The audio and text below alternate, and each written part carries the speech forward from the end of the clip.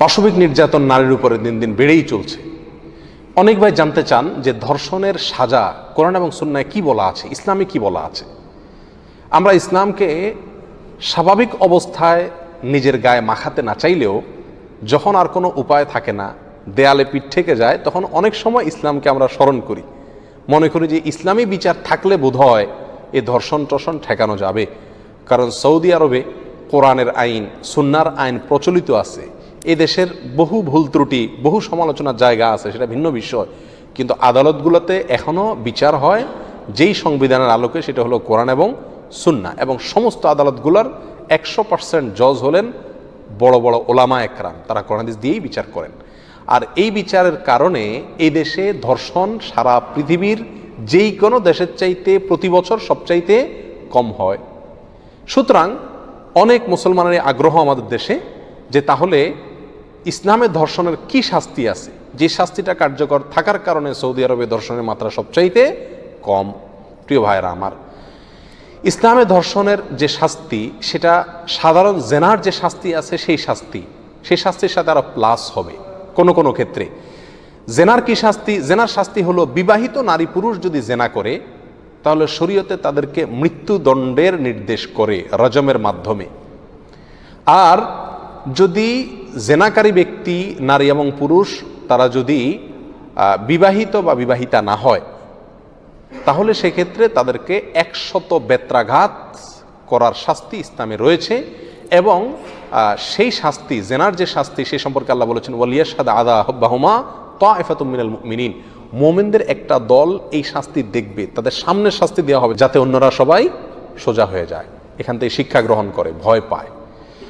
তো এটা হলো জেনার শাস্তি।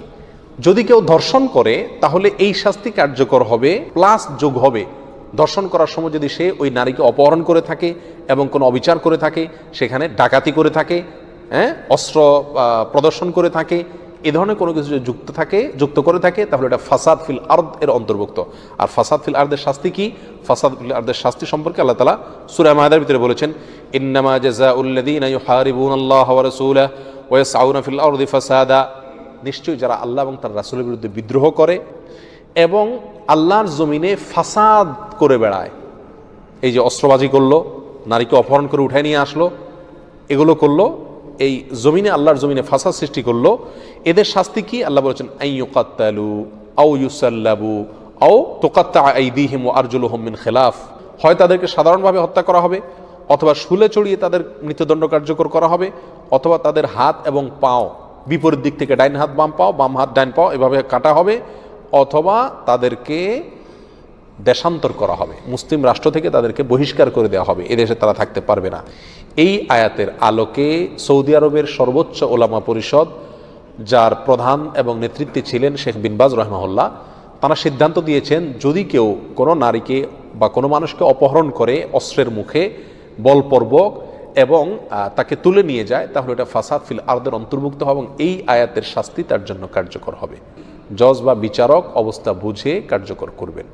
এই জঘন্য শাস্তি এবং চরম শাস্তি দেওয়া হবে ধর্ষককে, অপহরণকারীকে, নারী নির্যাতনকারীকে, নারীর উপরে বলপূর্বক কোনো প্রকার পাশবিক নির্যাতনকারী ব্যক্তিকে। এ হলো ইসলামের সাজা। এর বাইরে মুসনাদ আহমদ এবং তিরমিজির এক হাদিসে আসছে, নবী আলাইহিস সালামের যুগে এক মহিলা একবার মসজিদে আসতেছিলেন নামাজ পড়তে। পথে একটা লোক তাকে ধরে জোরপূর্বক ধর্ষণ করেছে। ধর্ষণ করার পরে ওই মহিলা উঠে তাড়াতাড়ি চিৎকার করে আশপাশের লোকদেরকে বলল যে এই লোকটা আমার উপরে হামলে পড়েছে। তখন ওই লোকটাকে মানুষেরা খুঁজে বের করলো, ধরে নিয়ে আসলো রাসূল আকরাম সাল্লাল্লাহু আলাইহি ওয়াসাল্লামের কাছে। তখন রাসূল আকরাম সাল্লাল্লাহু আলাইহি ওয়াসাল্লাম ওই ব্যক্তি যেহেতু বিবাহিত, নির্দেশ দিলেন যে তাকে ধর্ষণ শাস্তি হলো তাকে পাথর মেরে মৃত্যু পর্যন্ত পাথর মারতে থাকো, অর্থাৎ রজমের মাধ্যমে তার মৃত্যুদণ্ড কার্যকর করো। লোকটা কিন্তু নবী আলাইহিস সালামের কাছে তাকে পাকড়াও করে আনার পরে সে কিন্তু তওবা করছে, মনে মনে খুব লজ্জিত হয়েছে, আল্লাহর কাছে মাপ চাইছে। এমন তওবা করছে যে নবী আলাইহিস সালাম বলেছেন তার তওবা যদি গোটা মদিনা মানুষের মধ্যে ভাগ করে দেওয়া হয় তো সবার গুনাহ মাফ হয়ে যাবে। এরকম তওবা করছে সে আল্লাহর কাছে, এরকম মাপ চাইছে মনে মনে, এবং আল্লাহ মাফ করছেন হয়তো, কারণ এরকম তওবা হয়েছে তার। তাহলে এরকম মাপের তওবা করার পরেও নবী আলাইহিস সালাম তার শাস্তি কার্যকর করতে ছাড়েন নাই, মৃত্যুদণ্ড ঠিকই কার্যকর করেছে। কেন? কারণ সে ধর্ষণ করছে। এ হলো ধর্ষণের শাস্তির সময়তে ভাই বন্ধুগণ। তবে হাদিসে আসছে নবী আলাইহিস সালাম ওই যেই মহিলার সাথে জেনা করা হয়েছে ওই মহিলাকে ছেড়ে দিয়েছেন, কারণ তার কোনো অপরাধ নাই। অতএব ধর্ষণকারী ব্যক্তি তার শাস্তি ইসলামের চরম শাস্তি, এই শাস্তি যদি কার্যকর করা হয় তাহলে ইনশাআল্লাহ ধর্ষণের মাত্রা অনেকখানি কমে যাবে।